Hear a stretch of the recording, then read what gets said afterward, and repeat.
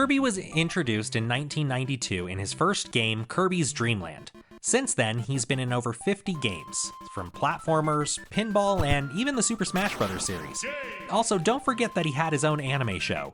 But behind that cute, happy smile, Kirby's signature move could cause devastation and disaster. No, I'm not talking about his appetite or his copy ability. I'm talking about the first ability given to him over 30 years ago, the Inhale ability. And although that might not sound that scary, this little cheerful, food-loving pink ball contains the power of some of the most devastating disasters on Earth. First, let's talk about Kirby himself. Kirby comes from the planet Popstar. Usually shown as a happy, expressive little guy, Kirby goes on several adventures defeating enemies, sometimes much larger than himself, that threaten his little planet or just the area where he lives called Dreamland. Throughout his appearances, Kirby has a core set of abilities that help him on his journeys, all of which rely on inhaling enemies or objects. He can then either spit them out with incredible force or swallow them, sometimes granting him power-ups based on those enemies' characteristics.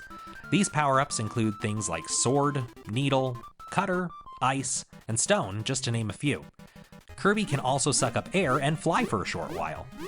These power-ups are great and very useful for completing each of his games, but we don't really have a way to imitate those in real life.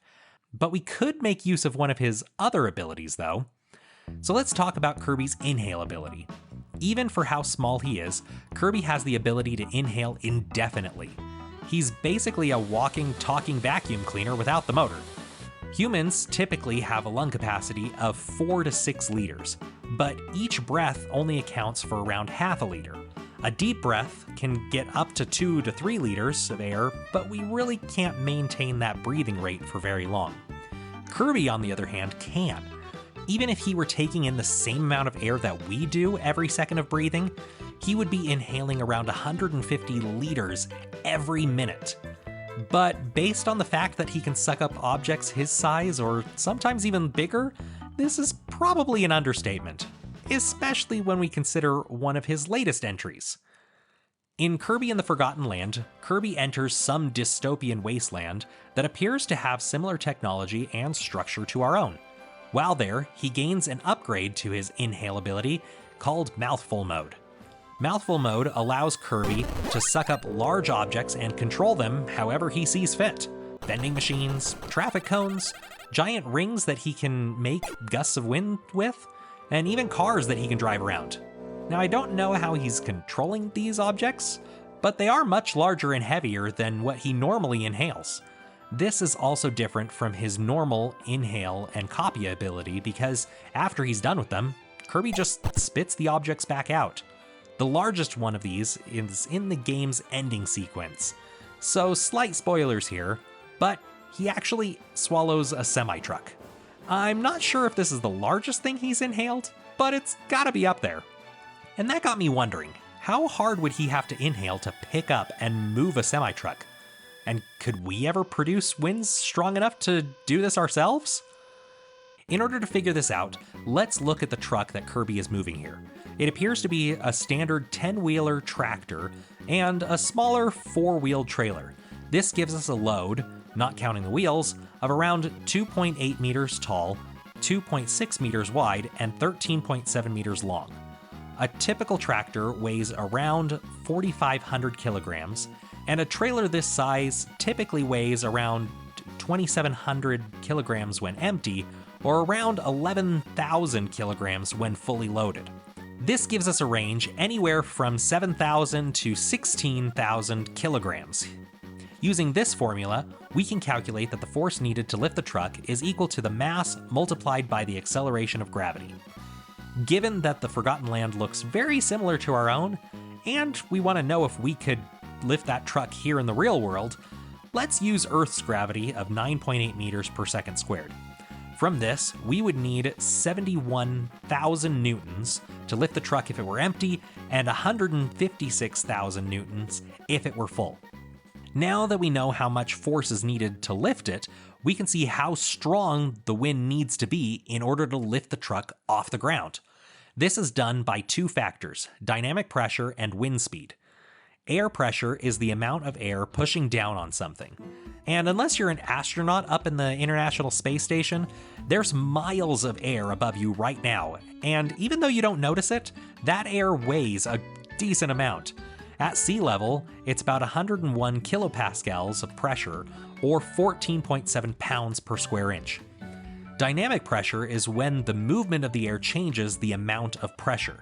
In this case, Kirby's inhaling creates a difference in pressure from where the truck is to where Kirby is located, which helps generate some of the lift that the truck needs to move. The second thing is wind speed.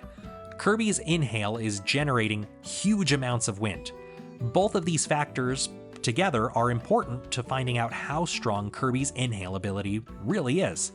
Using the size of the truck and the force needed to move it, we can then calculate both of these things. Using the air density located at sea level, since we're on an island to begin with, we find that the dynamic pressure is equal to 1/2 of the air density times the wind speed squared. And the wind load, which is the force needed to lift the truck in this instance, is equal to the dynamic pressure times the surface area. Since we have two different surface areas and two different weights, let's just go ahead and make a table showing each of these different outcomes. From the side of the truck, the surface area is 412 square feet, or 38 square meters. From the back, the surface area is 73 square feet, or 6.8 square meters. So, with the side measurement and the lightest load, Kirby would be creating pressure differences of 1800 pascals and generating wind speeds of 123 miles per hour, or almost 200 kilometer per hour winds. This is about the same as an EF2 tornado, and this is just the lightest option. If we use the heavy load instead and still use the side of the truck, Kirby is creating a 4,000 pascal pressure difference and 182 mile per hour, or almost 300 kilometer per hour winds. Now we're talking on the scale of an EF4 tornado. But things get even crazier once we use the smaller side of the truck. The smaller surface area means that we need more wind and a higher pressure to move the load. Even with the light load, we're looking at over 10,000 pascals and winds over 290 miles per hour, or 469 kilometers an hour. That's faster than any naturally occurring wind speeds ever experienced on Earth. We do see these wind speeds on Jupiter, though. Finally, the heaviest load and the smallest surface area give us the largest dynamic pressure at over 22,000 pascals and wind speeds clocking in at 431 miles per hour, or nearly 700 kilometers an hour. That's over twice as fast as any tornado on Earth, all coming from one little pink terror. But the real question is there a way we could replicate this in real life? Actually, yes. Kind of. And it does require a bit of power. Jet engines are incredible pieces of technology that allow airplanes to fly at hundreds of miles per hour. Typical jet engines consume around 1 ton of air per second during takeoff. After compressing it, that air is ejected out of the back of the engine anywhere from 175 to 400 miles per hour. Even hundreds of feet from the engine, the wind speeds are easily strong enough to flip vehicles over. So yes, you could create wind strong enough to make a loaded semi-truck fly across the room. Just not sure if you want to be on the other end when it comes hurtling towards you. Maybe the real question would be, who would win in a fight, a jet engine or Kirby? I think I'll leave that one up to the folks over at Death Battle. Anyway, hope you enjoyed this episode. If you did, feel free to like the video and subscribe to the channel for more of this crazy science content. It is really fun to make these videos, and I hope you enjoy it. If you have any ideas of what you want to see me investigate, whether we could do something from video games in real life, leave a comment down below, and we'll look into it. Until next time, though, I hope you have a fantastic day, and we'll see you later. Ciao!